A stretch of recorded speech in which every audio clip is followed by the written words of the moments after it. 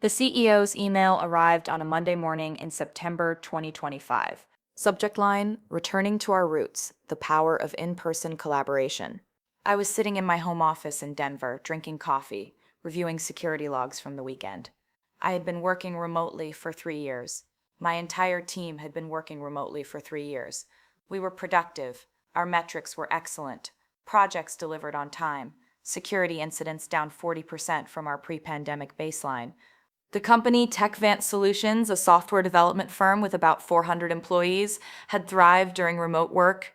Revenue was up, employee satisfaction was high, turnover was low, but apparently that was about to change. I opened the email from Bradley Winters, our CEO. It was long, corporate language, buzzwords about synergy and innovation through proximity, and the irreplaceable value of face-to-face interaction. The essential message was clear. Everyone was coming back to the office, full-time, 5 days a week, no exceptions, effective November 1st, 6 weeks from that day. I read it twice, feeling a slow-building sense of dread and anger. I had moved to Denver specifically because TechVance had committed to permanent remote work. I had bought a house, my partner had taken a job here. Our life was built around not commuting to an office 45 minutes away every single day.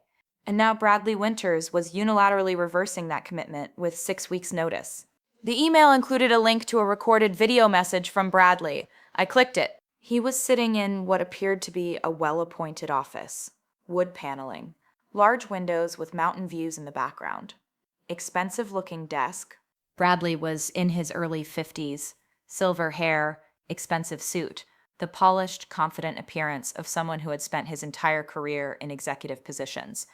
"I know this change may feel challenging," he said to the camera, his tone professionally sympathetic but firm.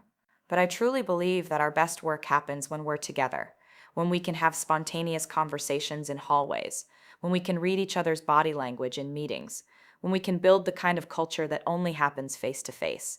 He continued, "I'll be leading by example. I'm committing to being in the office every single day. If I can make that commitment, I know all of you can too.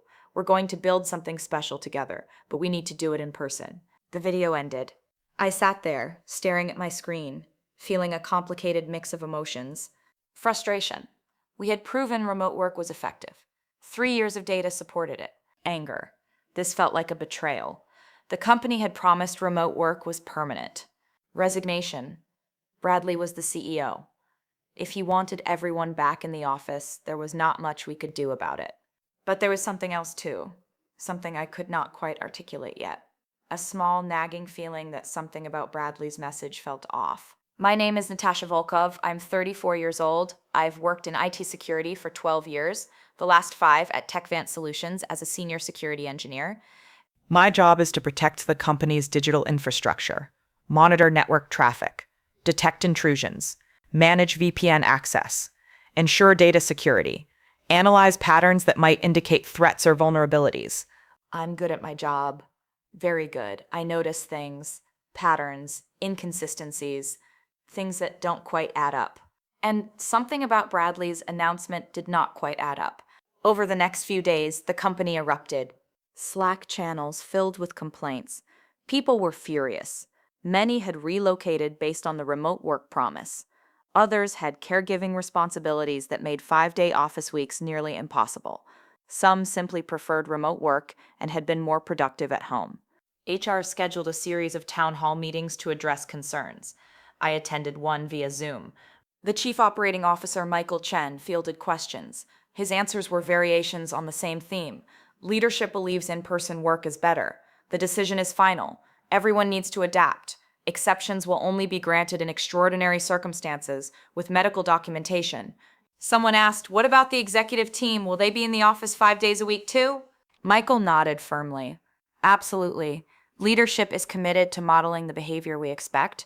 Bradley will be in the office every day. I'll be there every day. The entire C-suite is making the same commitment we're asking of everyone else." That statement lodged in my brain. I thought about Bradley's video, the office he had been sitting in. Something about it had seemed odd, but I had not been able to identify. That evening, I went back and watched the video again. The office, the wood paneling, the windows, the view outside those windows. Mountains, aspens, a particular angle of peaks I recognized. I pulled up Google Images, searched for Aspen, Colorado mountain views, found a photo taken from a luxury home development outside Aspen. The view matched Bradley's video almost exactly. I knew Bradley owned a vacation home in Aspen. He had mentioned it in previous company meetings, talked about skiing there, posted photos on the company's internal social media. Was it possible Bradley had recorded that video from his Aspen house rather than from the Denver office? It would be easy to check. Part of my job involved managing the company's VPN infrastructure. Every employee who accessed company systems remotely did so through our VPN, and every VPN connection was logged. Username, timestamp, IP address, geographic location, including connections from executives. I pulled up the VPN logs for Bradley Winters.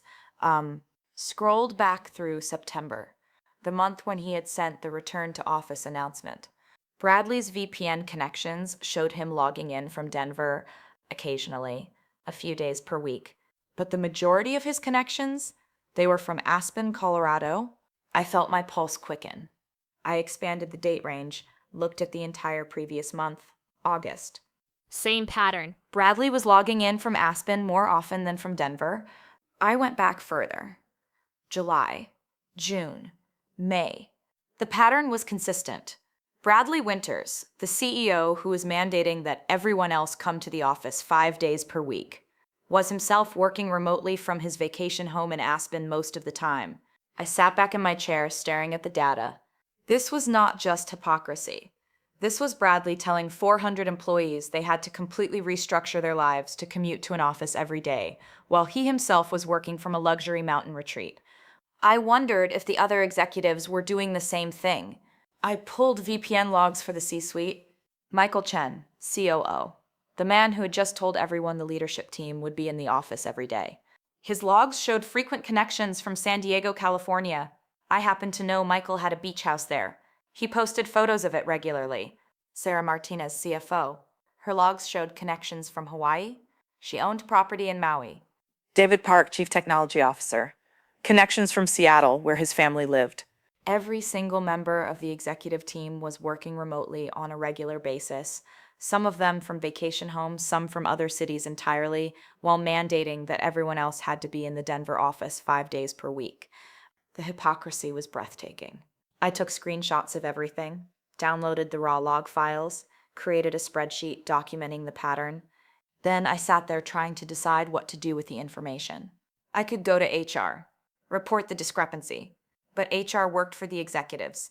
They would probably bury it or claim there were special circumstances that justified the executive team working remotely while everyone else could not.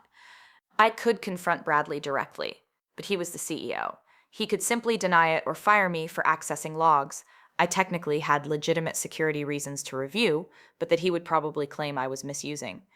Or I could do what my instincts were telling me to do, make this information public. Let the entire company see exactly what their leadership was doing. It was risky, possibly career-ending, but the anger I felt at the sheer unfairness of it overrode my caution. These executives were forcing people to upend their lives, restructure childcare, give up flexible schedules, spend hours commuting, all while they themselves worked from vacation homes and claimed they were leading by example. It was a lie. A fundamental, insulting lie. I spent the next 2 weeks gathering more evidence. I pulled additional VPN logs going back a full year. The pattern was undeniable and consistent. I cross-referenced the logs with the company calendar. On days when executives had calendar entries showing in-office or office hours, their VPN logs often showed them connecting from Aspen, San Diego, Hawaii, or Seattle. They were literally marking themselves as being in the office while logging in remotely from vacation homes. I found expense reports. Bradley had submitted reimbursement requests for home office internet installation at his Aspen property. Michael had expensed remote workspace setup in San Diego. They were billing the company for home office infrastructure while telling everyone else they could not work from home. I documented everything in a comprehensive report. 30 pages. VPN logs, calendar screenshots, expense reports, a timeline showing the discrepancy between what executives said and what they actually did. The report was damning, irrefutable. Now, I had to decide how to release it. Going public would almost certainly get me fired, even though I had legitimate access to the VPN logs as part of my security role. Using them to expose executive hypocrisy would be framed as a violation of trust or misuse of privileged information. But I was angry enough not to care. And I was not the only one. The entire company was furious about the return to office mandate. People were job hunting, morale had cratered, productivity was suffering because everyone was spending time interviewing elsewhere or figuring out how to restructure their lives around commuting. If people knew what the executives were actually doing, the outrage would be explosive. I decided to release the information anonymously. I created a burner email account, used a VPN that masked my location, drafted an email with the full report attached. The recipient list, every single TechVance employee. I pulled the distribution list from the company directory. I also sent it to several tech industry news sites, TechCrunch, The Verge, Ars Technica, journalists who covered workplace issues and tech company culture. The email subject line, TechVance leadership's return to office hypocrisy exposed. The body of the email was brief. TechVance employees, you are being forced to return to the office 5 days per week effective November 1st. Leadership claims they will be leading by example and will also be in the office every day. This is a lie. Attached is a comprehensive report documenting VPN access logs, calendar entries, and expense reports, proving that CEO Bradley Winters and the entire C-suite have been working remotely from vacation homes and other cities for the past year, while telling you that remote work is no longer acceptable. The data is irrefutable, the hypocrisy is complete. You deserve to know the truth about the people making decisions that affect your lives. A concerned employee. I scheduled the email to send at 8 a.m. on a Monday morning. Maximum impact, everyone checking email at the start of the work week. Then I waited. Monday morning, October 5th, 8 a.m. The email sent. Within 30 minutes, Slack exploded. People were sharing the report, analyzing the VPN logs, expressing shock and fury. The general company Slack channel, which usually had maybe 20 or 30 messages on a Monday morning, had over 500 messages by 9 a.m. People were angry, angrier than I had ever seen in my 5 years at the company. Bradley told us face-to-face collaboration was essential while he's been on Zoom from Aspen. Michael expensed a home office setup in San Diego while telling us we can't work from home. They lied to us. Straight up lied. HR sent out an emergency message at 9:30 a.m. We are aware of the unauthorized email that was sent this morning. The contents are being reviewed. Please refrain from spreading unverified information. But it was too late. The information was already everywhere. And it was not unverified. It was VPN logs, which were official company records. By 10 a.m., the story had been picked up by tech news sites. TechCrunch published an article, TechVance CEO mandates return to office while working remotely from Aspen, leaked logs show. The Verge, executives at Denver software firm worked from vacation homes while forcing employees back to office. The articles included screenshots from the report, quoted the VPN logs, noted the expense reports for home office setups. The story went viral.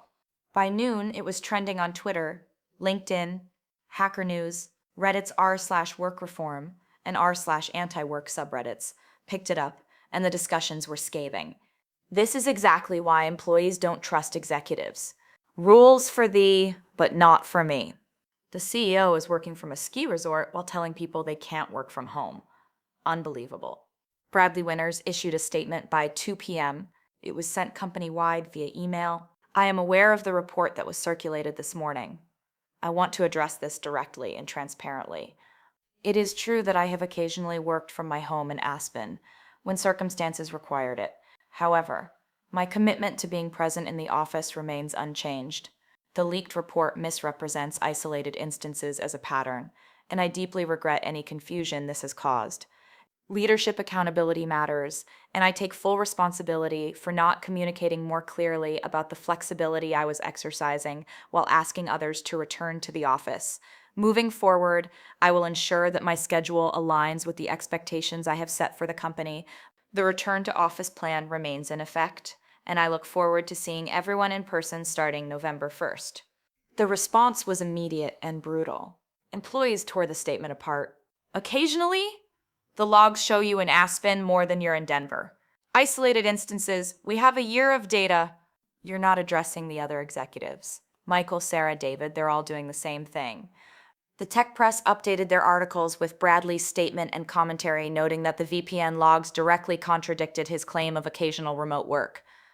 By end of day Monday, TechVance's LinkedIn page was flooded with comments from current and former employees. The company's Glassdoor rating dropped from 4.2 to 2.8 in a single day as people left scathing reviews. Employees started a petition demanding the return to office mandate be rescinded. 300 signatures in the first 24 hours. And people started quitting. By Tuesday morning, 12 employees had submitted resignations. Senior engineers, project managers, people the company could not afford to lose.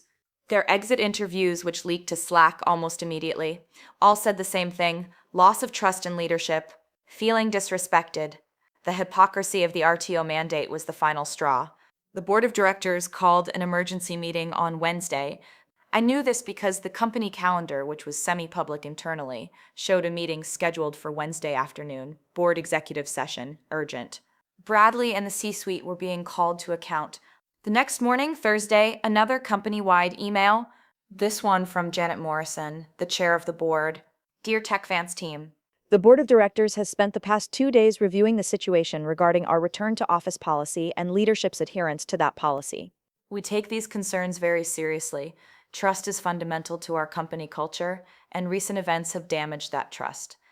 Effective immediately, the return to office mandate scheduled for November 1st is being suspended pending a comprehensive review of our workplace flexibility policies. We will be forming an employee task force to provide input on what work arrangements best serve both the company's needs and our employees' needs. Additionally, we are conducting a review of executive work location practices to ensure leadership is modeling the behavior we expect from all employees. We will provide updates on both initiatives within the next 2 weeks. Thank you for your patience and your continued commitment to TechVance's success. The Slack reaction was cautious relief. The RTO mandate was suspended. That was a win. But people wanted more than a review. They wanted accountability. They wanted to know if Bradley and the other executives would face consequences for the hypocrisy. The answer came faster than anyone expected. The following Monday, October 12th, another company-wide email. Dear TechVance team, After careful consideration and discussion with the board of directors, I have decided to resign as CEO of TechVance Solutions, effective immediately.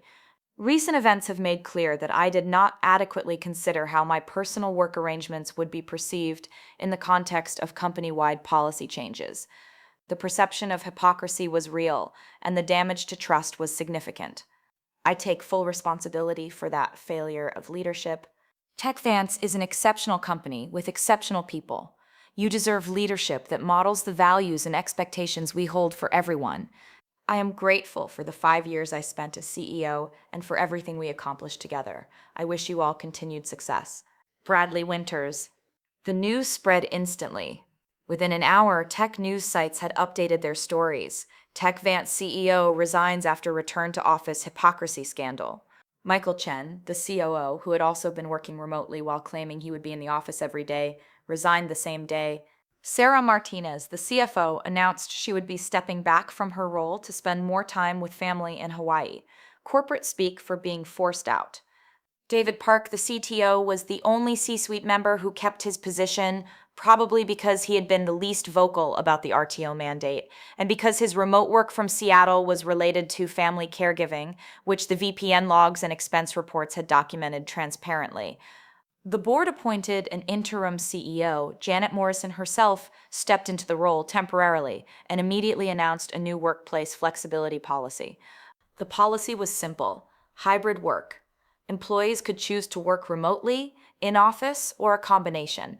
Teams would coordinate schedules to ensure adequate in-person collaboration time, but the default would be flexibility and trust. No mandates, no 5-day requirements, no executive hypocrisy. The new policy was exactly what employees had been asking for all along. The fallout continued for weeks. TechVance became a cautionary tale in tech industry circles. Articles were written analyzing what had gone wrong. Business school case studies were drafted. HR conferences discussed it as an example of how not to handle return to office transitions. The core lesson: if you are going to mandate that employees work in person, leadership must actually do the same. Executives working from vacation homes while forcing everyone else to commute is a guaranteed way to destroy trust and trigger a rebellion. For me personally, the aftermath was complicated. I had never publicly acknowledged being the source of the leak. The email had been anonymous. The VPN logs and expense reports I had included could theoretically have been accessed by anyone in IT security. But I was fairly certain some people suspected it was me. David Park, the CTO who had kept his job, called me into a one-on-one meeting 2 weeks after Bradley's resignation. Natasha, I want to ask you something directly, and I want you to be honest with me. I kept my expression neutral, okay? Did you send that email, the one that exposed the VPN logs? I had prepared for this question. I looked David in the eye and said, if I had sent it, would you fire me? David was quiet for a long moment. Then he said, no, whoever sent it did this company a favor. We were about to lose half our talent because of a policy built on hypocrisy. That person, whoever they were, probably saved TechVance. He paused. But I need to know if it was you, because there are complications. Legal questions about accessing VPN logs for purposes beyond security monitoring. HR is reviewing whether the leak constituted a violation of company policy. I made a decision in that moment. It was me. David nodded slowly. Why? Because it was the right thing to do. Employees were being lied to. People were restructuring their entire lives based on a mandate that leadership had no intention of following themselves. That's not just hypocritical, it's fundamentally unfair. You could have come to me, David said, or to HR, or to the board. Would it have changed anything? Or would Bradley have claimed special circumstances and the policy would have stayed in place? David did not answer immediately. Finally, probably the latter. Then going public was the only option that would actually create accountability. David sighed. HR wants to fire you. They're saying you misused your access to confidential logs and violated company policy. My heart sank. I had known this was a possibility, but hearing it stated directly made it real. However, David continued, I'm overruling them. You're not getting fired. You're getting a promotion. I blinked. What? We need a new director of IT security, someone who understands that security is not just about protecting systems. It's about protecting people and maintaining trust. Someone who is willing to do the right thing, even when it is risky. That's you. I sat there stunned. The board agrees with me, David said. Janet Morrison specifically requested that we promote you rather than punish you. She said you showed more integrity than the entire previous executive team combined. He slid a folder across the table. This is the offer. Director level. 30% salary increase. Reporting directly to me. You'll be rebuilding our IT security team and helping implement the new workplace flexibility infrastructure. I opened the folder, looked at the numbers, the title, the responsibilities. It was more than I had ever expected. There is one condition, David said. You have to stop leaking confidential company information to the press. I almost laughed. I think I'm done with that. Good. Then welcome to the leadership team, Director Volkov. We shook hands. I walked out of David's office in a daze. I had exposed massive executive hypocrisy, triggered the resignation of the CEO and half the C-suite, forced a complete reversal of a policy that would have made life miserable for 400 people. And instead of getting fired, I had been promoted. The first few weeks in my new role as Director of IT Security were chaotic. TechVance was in crisis management mode. The company had made national news, and not in a good way.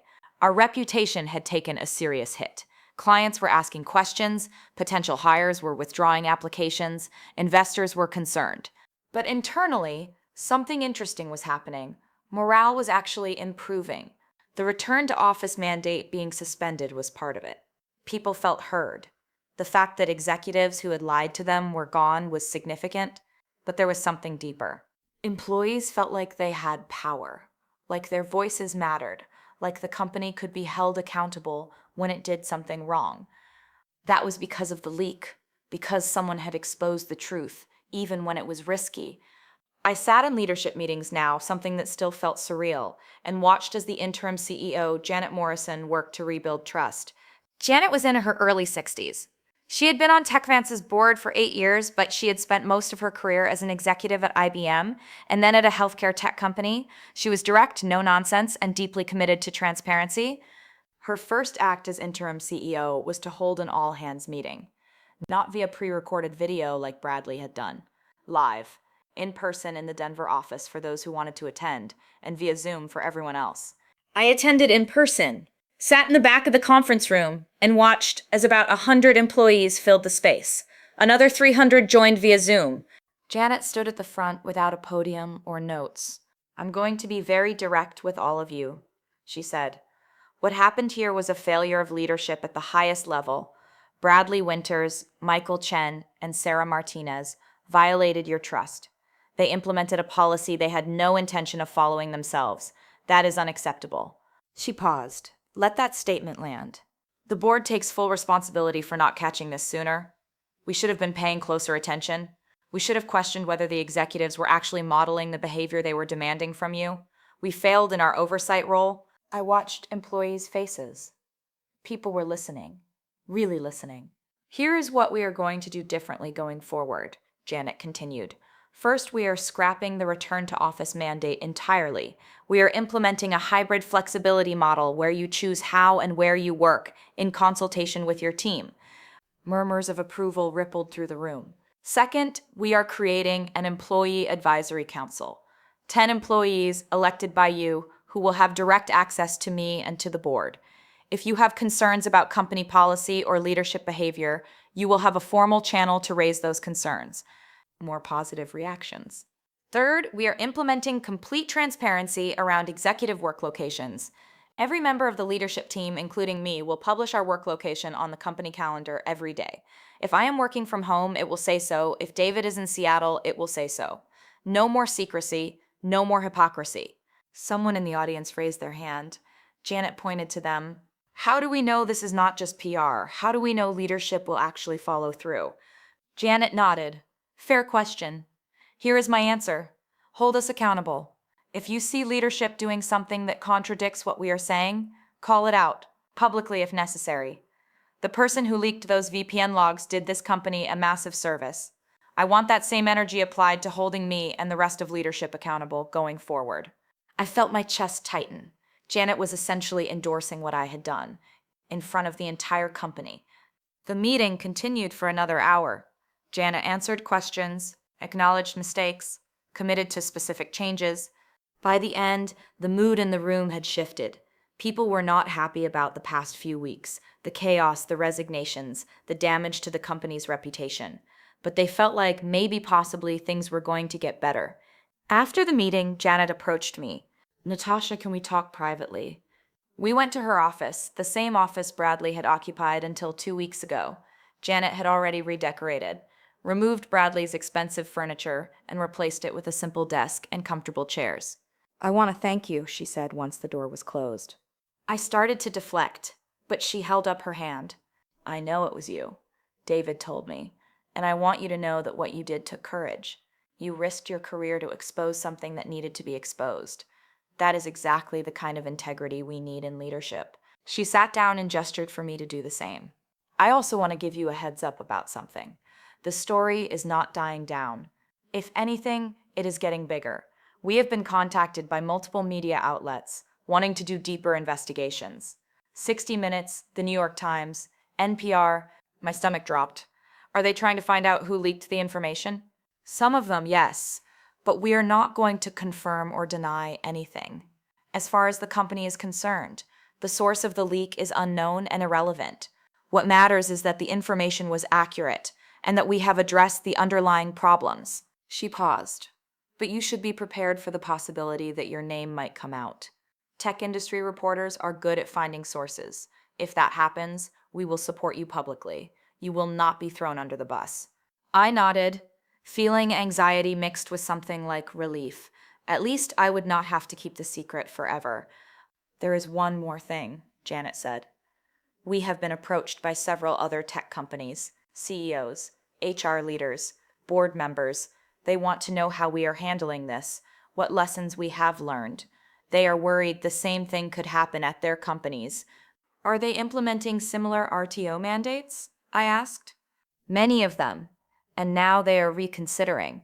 They have seen what happened here, and they do not want to deal with the same backlash. Janet leaned forward.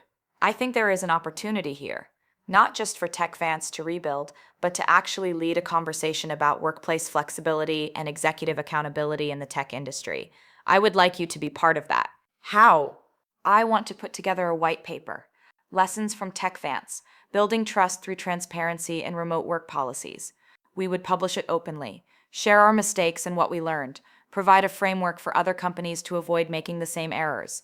She looked at me seriously, and I want you to co-author it. You understand the technical side, the VPN logs, the data that exposed the problem, but more importantly, you understand what it feels like to be an employee who is being lied to by leadership. That perspective is essential.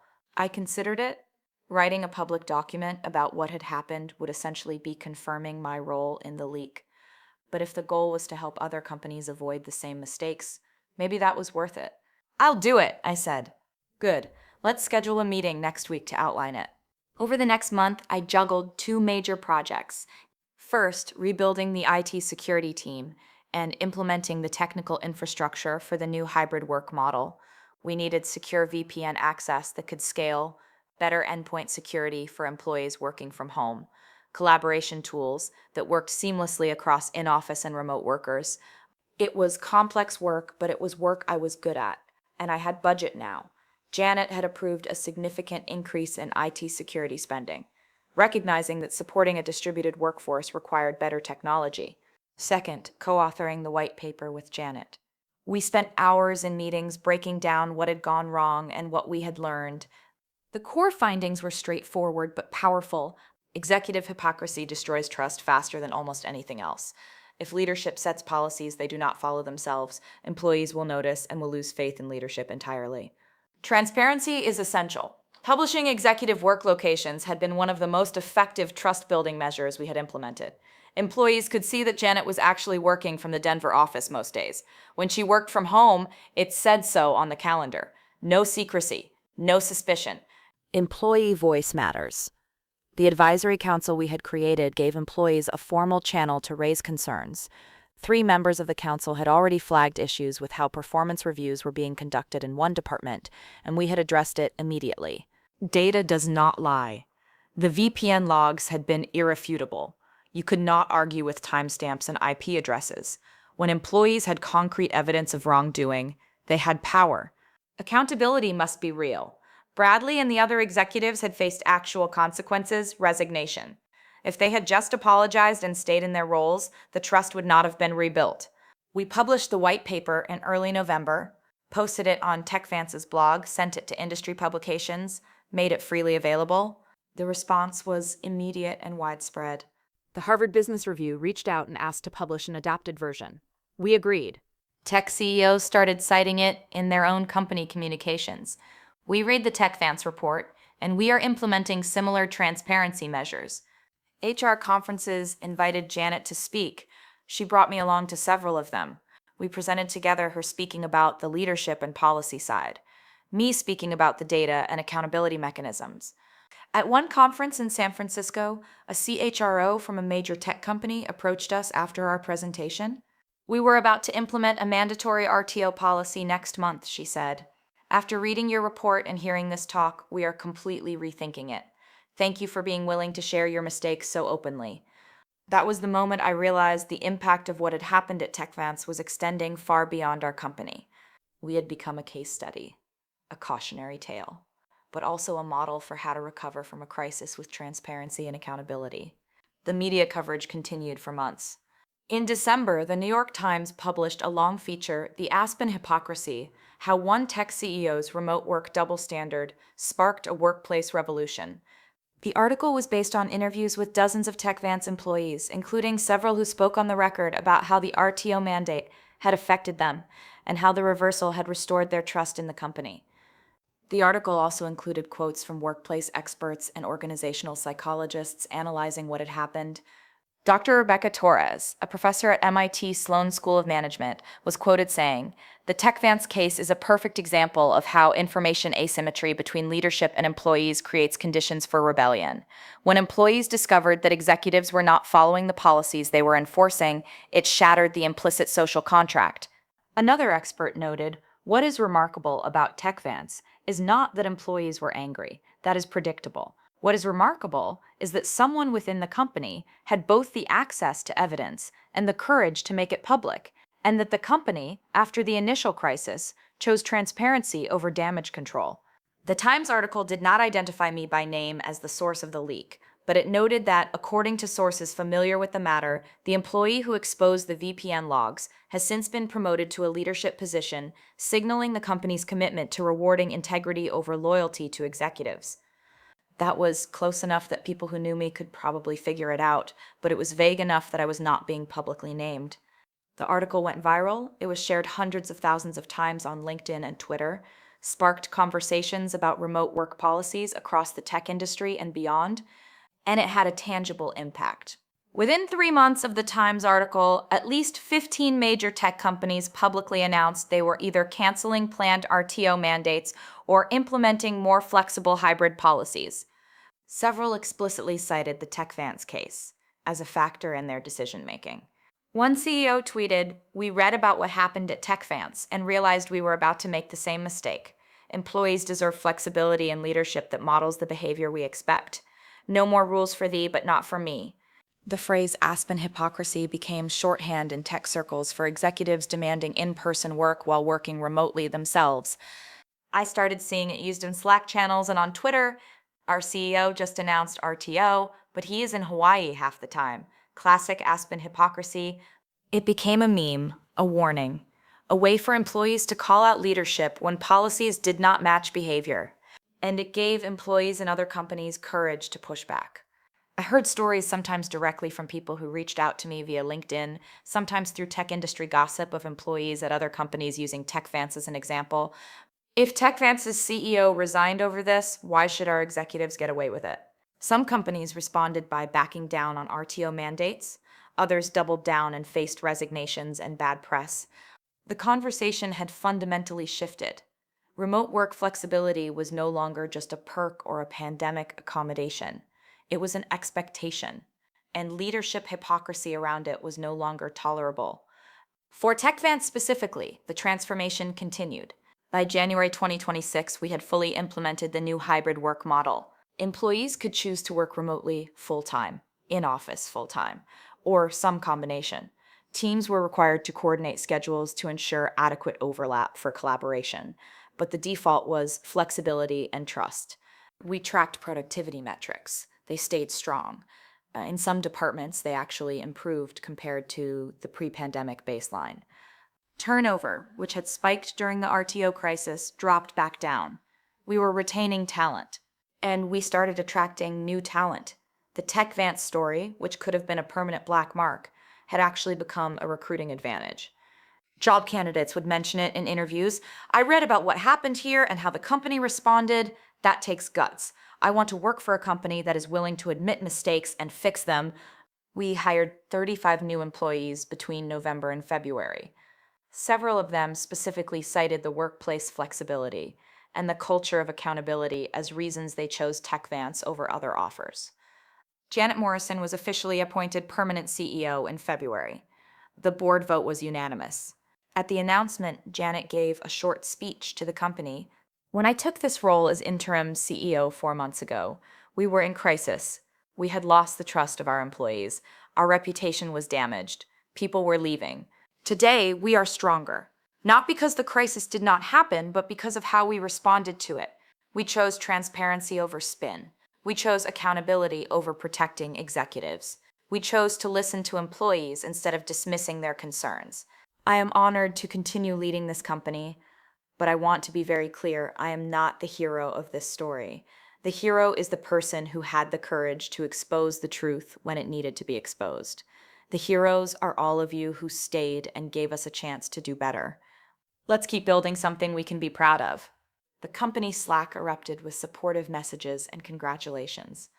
And several people posted variations of, "Thank you to whoever leaked those VPN logs. You saved this company." I read those messages and felt a complicated mix of emotions: pride, relief, lingering anxiety about whether my identity would eventually be revealed, but mostly I felt like it had been worth it. In March, I was invited to speak at SXW in Austin. The panel was called Workplace Transparency in the Age of Remote Work: Lessons from the Front Lines.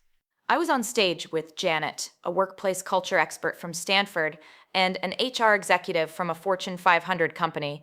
The moderator asked me directly, "Natasha, you have been described in media reports as the person who exposed the VPN logs showing executive hypocrisy at TechVance. Is that accurate?" I glanced at Janet. She gave me a small nod. This was it, the moment to either confirm or deny publicly. I took a breath and said yes. I accessed the VPN logs as part of my role in IT security. When I saw the pattern of executives working remotely while mandating that everyone else come to the office, I felt it was important for employees to know the truth. So I compiled the evidence and sent it to the company. The audience, about 500 people in a conference hall, started clapping. It built into sustained applause. The moderator waited for it to die down, then asked, "Were you worried about getting fired?" Absolutely. I knew it was a huge risk, but I also knew that if I did not do it, hundreds of people were going to have to restructure their lives based on a lie. That felt more important than protecting my job. "And instead of getting fired, you were promoted. How did that happen?" I smiled. "That is a question for Janet." Janet took the microphone.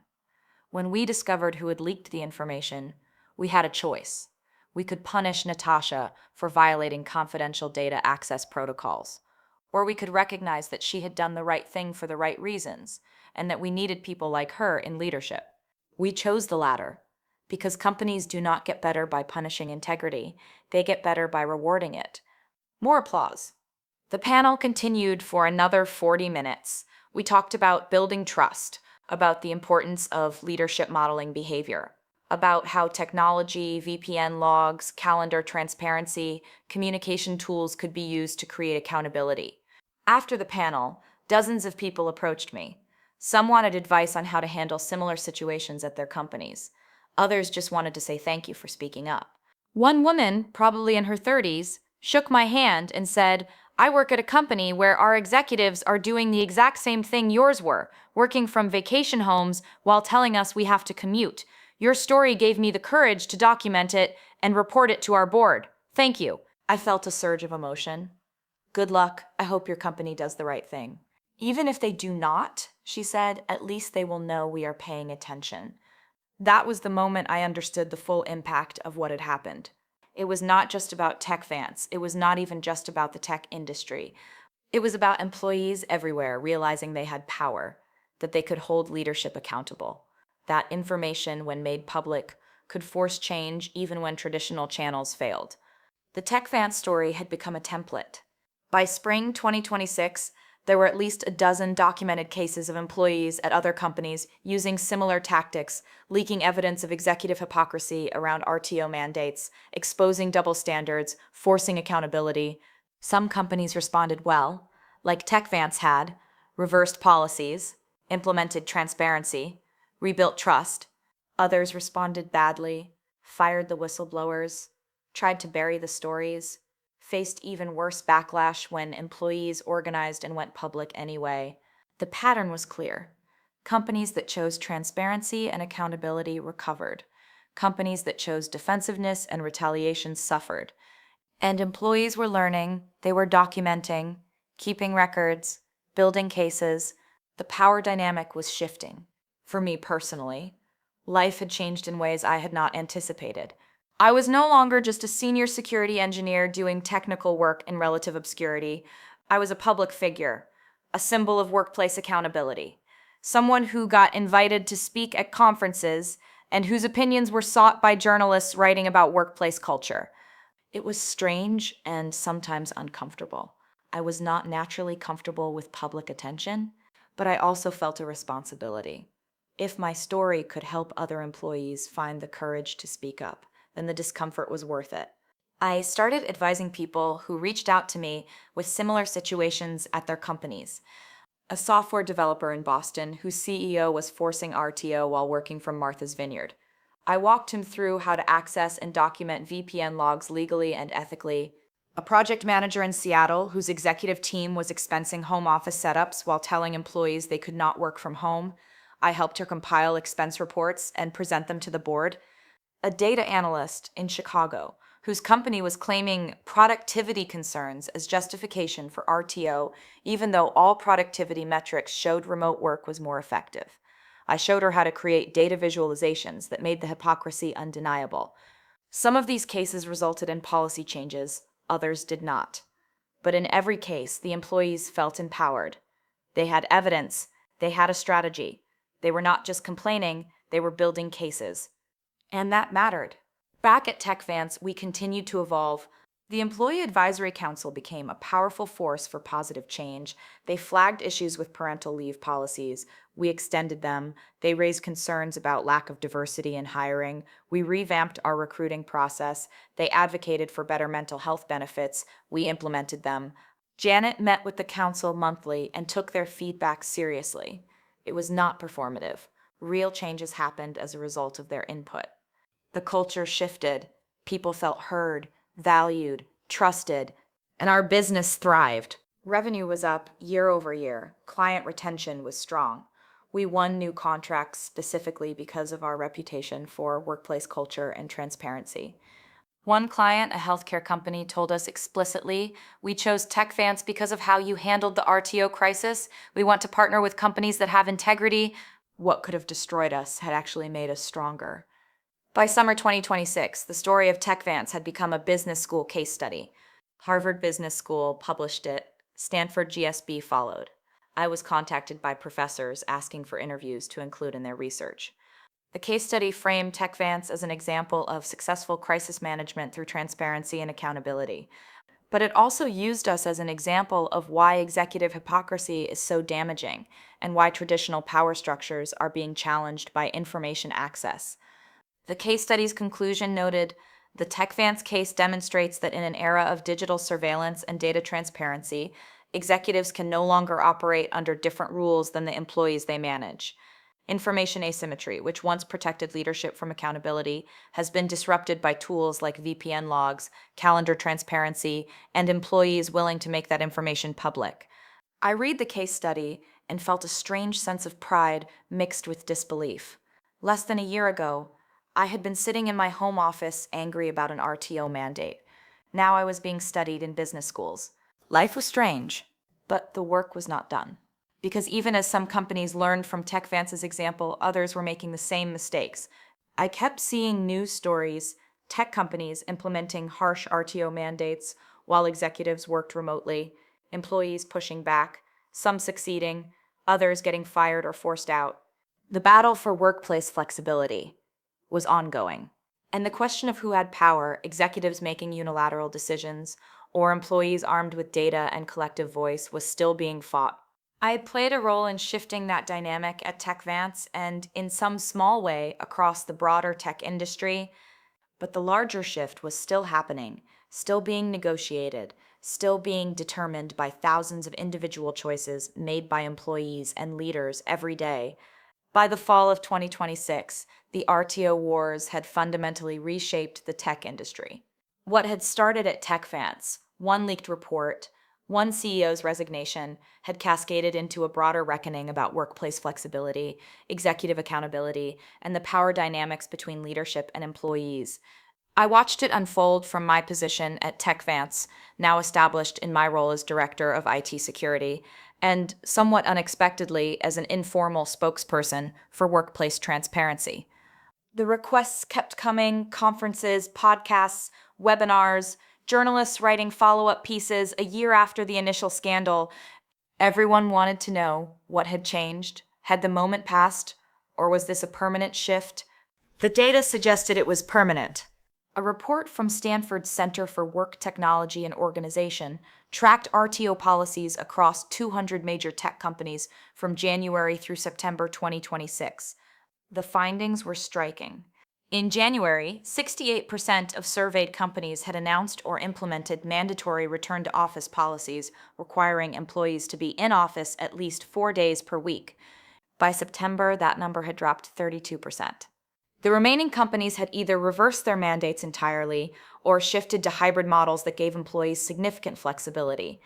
The report specifically cited the tech Vance effect as a major factor. Companies that had pushed forward with strict RTO mandates despite employee pushback had faced talent flight, public backlash, and reputational damage. Smart companies had learned from Tech Vance's example. They had either never implemented mandates in the first place, or they had reversed course quickly when they saw the warning signs. The companies that suffered most were the ones that doubled down. Amazon was a notable example. They had implemented a strict 5-day RTO mandate in early 2026.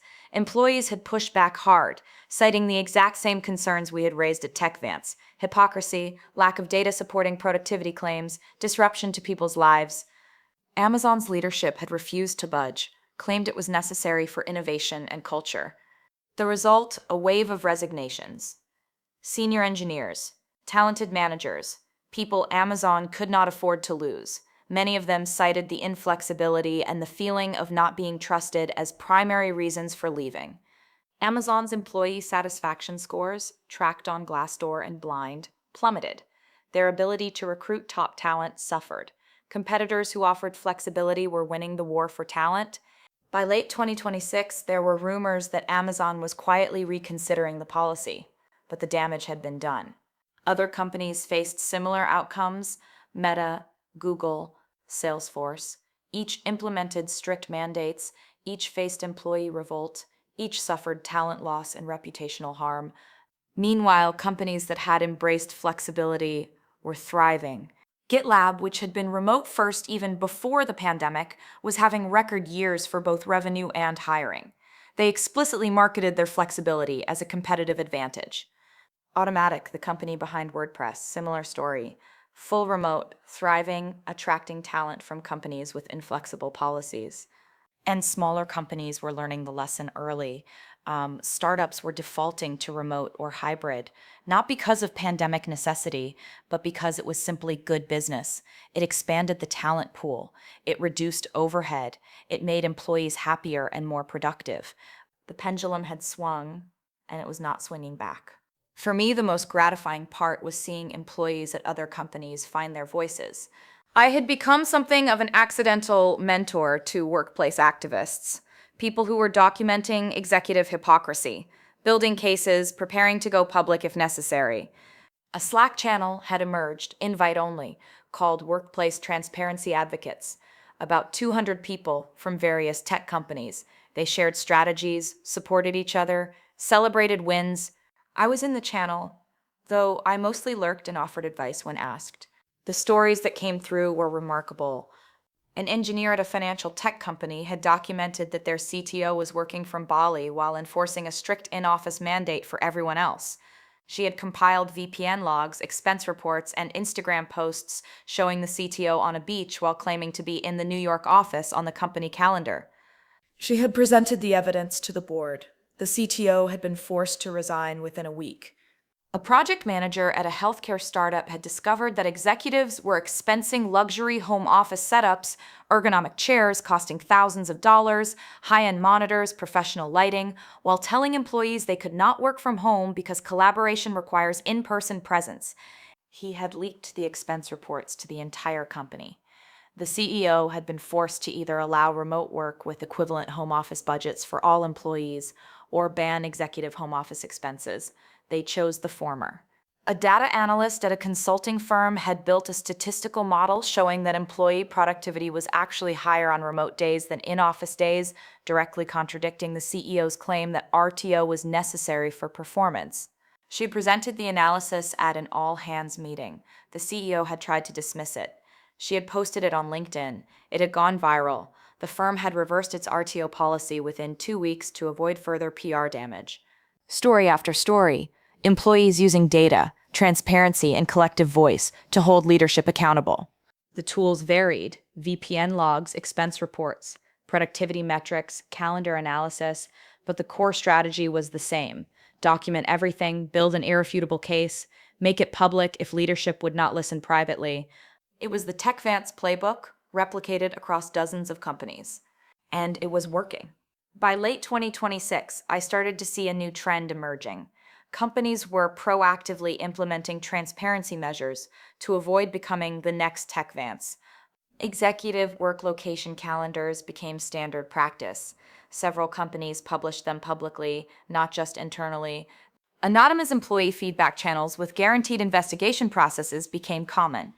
Third-party audits of workplace policies to ensure leadership was following the same rules as everyone else. These were preventive measures, companies trying to avoid the crisis rather than having to recover from it.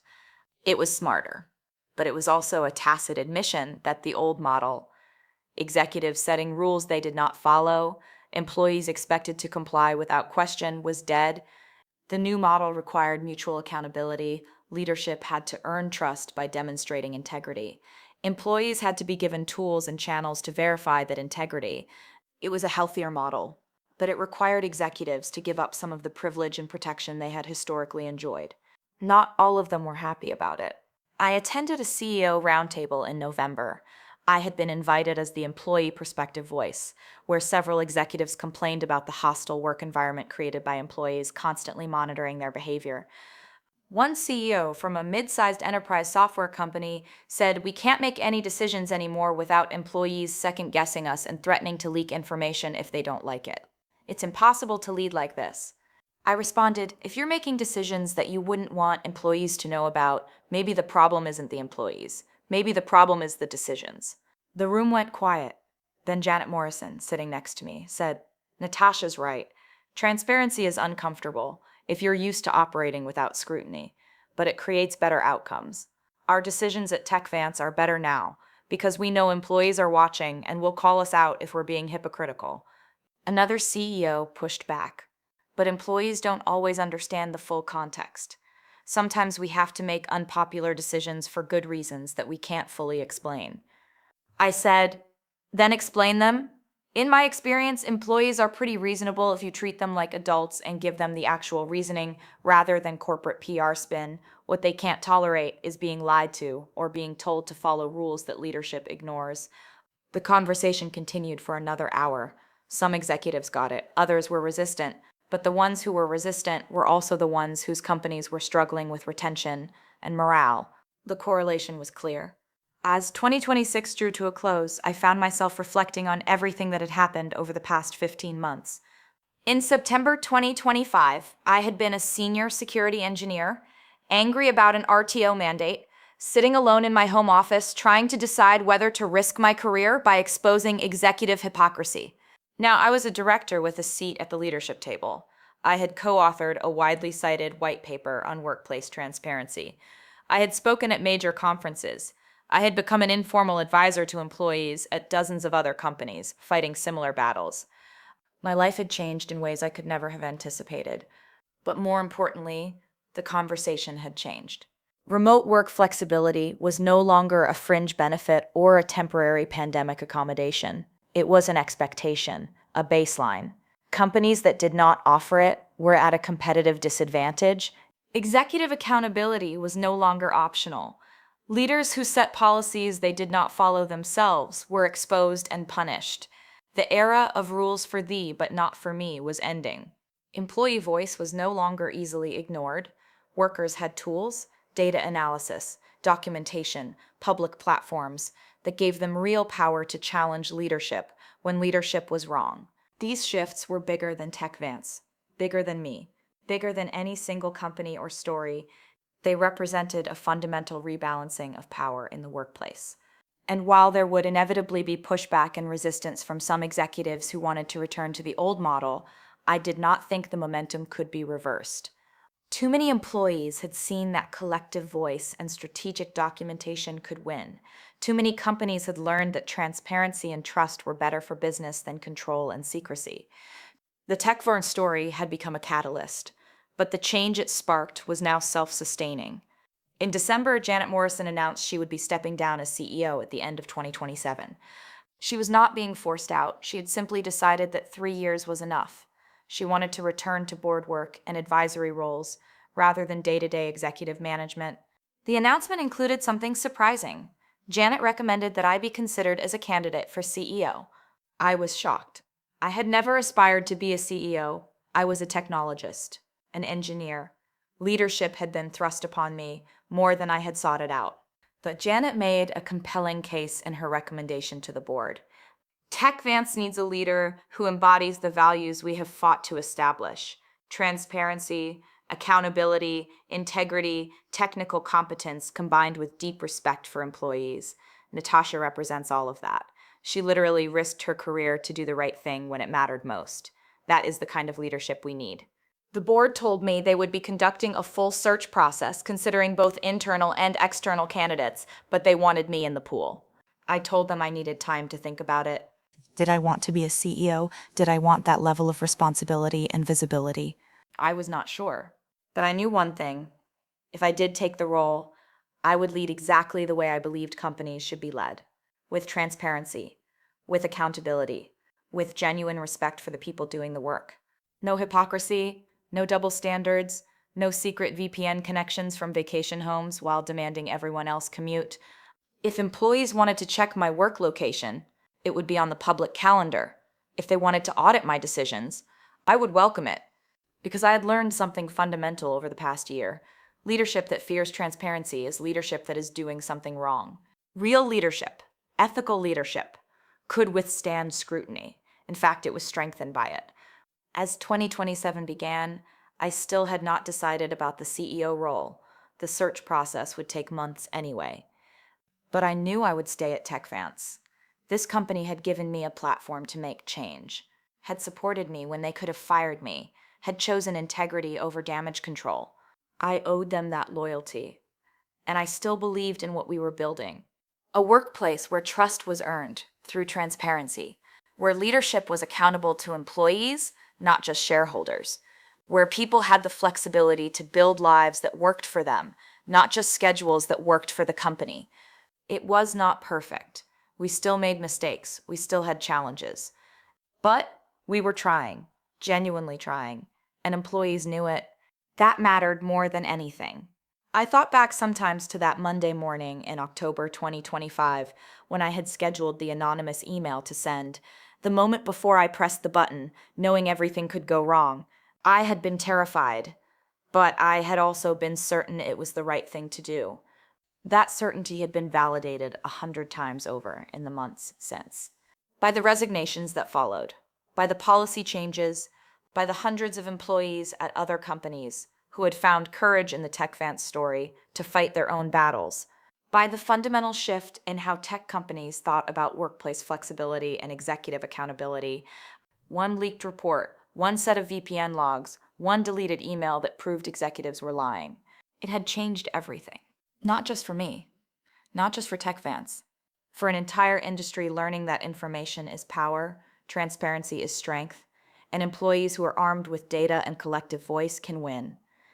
Sometimes justice requires patience, documentation, the courage to risk everything when the truth needs to be told.